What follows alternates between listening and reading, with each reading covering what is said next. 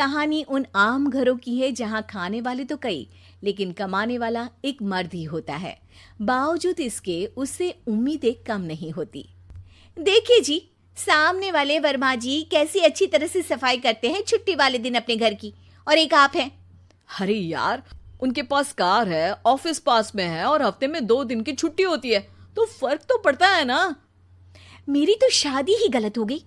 अरे कोई मस्त लड़का मिलता, कमाता भी, घुमाता भी, घर के कामों में भी मदद करता, लेकिन नहीं जी, हमारे वाले को तो कमाने से फुर्सत ही नहीं, और कमाई भी ऐसी कि कोई जरूरत पूरी ही नहीं हो रही है। सुनील बेचारा शीना को देखकर सोचता है कि शीना सही कह रही है। देखने में सुंदर है, घर का सारा काम कर लेती है, उसे तो कोई भी अच्छा लड़का मिल सकता था। क्या सोच रहे हैं? भागने का इरादा तो नहीं है?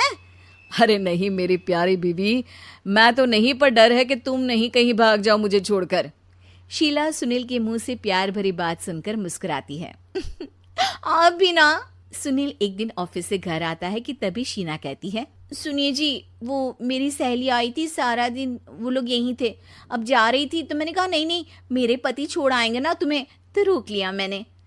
सुनील थोड़ी देर कुछ सोचता है, फिर कहता है, ठीक है, मैं कपड़े चेंज करके आता हूँ। अरे तेरे पति को तो लग रहा है कि अच्छा नहीं लगा। अरे नहीं नहीं, ऐसी कोई बात नहीं है, रुको मैं अभी उन्हें घर के कपड़े देकर आती हूँ। शीना अंदर जाती है जहां सुनील पलंग पर लेटा होता है। अरे क्या मजाक है, वो कह रही है कि आपने मुंह बना लिया। सही तो कह रही है, सुबह से अब ऑफिस से लौटा हूँ, एक कप चाय का तो पूछा नहीं, 20 किलोमीटर जाओ और आओ, और फिर कल उसी टाइम पर ऑफिस। अरे यार, मुझे गाड़ी चलानी आती ना तो बोलती भी नहीं आपको, और कौन सा रिक्शा खींचकर जाना है आपको। सुनील अब क्या बोलता। रात देर से आता है और सो जाता है। अगले दिन शरीर दर्द हो रहा है। अरे तो मत जाओ ना ऑफिस, चलते हैं ना मार्केट घूमने, फिर पिक्चर देखेंगे और रात में खाना खाकर घर वापस। सुनील जब सारे दिन की थकान वाला शेड्यूल सुनता है तो वो सीधे सीधे ऑफिस के लिए तैयार हो जाता है।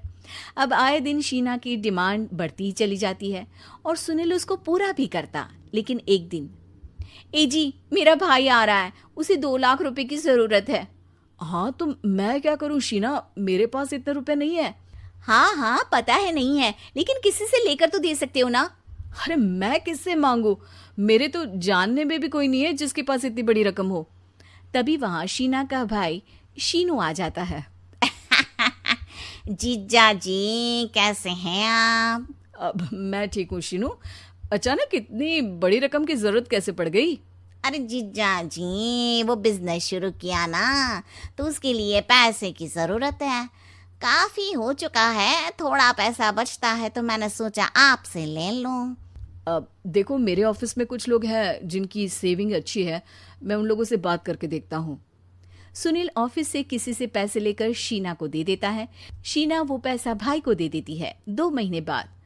अरे यार शीना, वो ऑफिस वाला आदमी अपने पैसे मांग रहा है, कैसे दूं? अपने भाई से बोलो ना पैसे दे दे। अरे हाँ हाँ दे देगा, कहाँ भागा जा रहा है, आप उनको बोल दो कि दे देंगे। थोड़े दिन बाद, शीना वो आदमी मुझसे आज भी पैसे मांग रहा था यार, मैं तंग आ गया हूँ, ऑफिस जाते ही सामने उसका चेहरा दिखता है, क्या बोलूं, बार बार पैसे मांगता है। अच्छा मैं शीनू को फ़ोन लगाती हूँ, बात करके देखती हूँ। शीना भाई को फ़ोन करती है लेकिन वो फ़ोन उठाता ही नहीं। लगता है भाई कहीं ऐसी जगह है जहाँ नेटवर्क की समस्या होगी। सुनील अगले दिन दोपहर को ही घर आ जाता है। उसका चेहरा उतरा और परेशान सा होता है। वो रोने लगता है। अरे क्या हुआ जी, आप इतना परेशान क्यों हैं? सब ठीक तो है ना? अरे नहीं शीना, कुछ ठीक नहीं है, मैं ठीक नहीं हूँ। तुम्हारे भाई के लिए मैंने जो पैसे लिए थे, उस आदमी ने आज भरे ऑफिस में सबके सामने मेरी बेइज्जती कर दी। सबके सामने आज मैं कर्जदार बनकर खड़ा था। मैंने हर वो प्रयास किया घर चलाने के लिए जो मैं कर सकता था, लेकिन अब नहीं होगा। वो फिर रोने लगता है। अरे आप तो औरतों की तरह रो रहे हैं, मर्द हैं आप। क्यों, आदमी के सीने में दिल नहीं होता, या फिर वो इंसान नहीं मशीन होता है? अरे मैं थक चुका हूँ शीना, तुम समझती क्यों नहीं? मैं भी शारीरिक और मानसिक रूप से थकता हूँ, मैं भी आराम करना चाहता हूँ, सुकून चाहता हूँ। मैं अब कुछ नहीं कर सकता। कुछ नहीं। वो बैठ जाता है। शीना पति को हैरान परेशान देखकर चुप हो जाती है।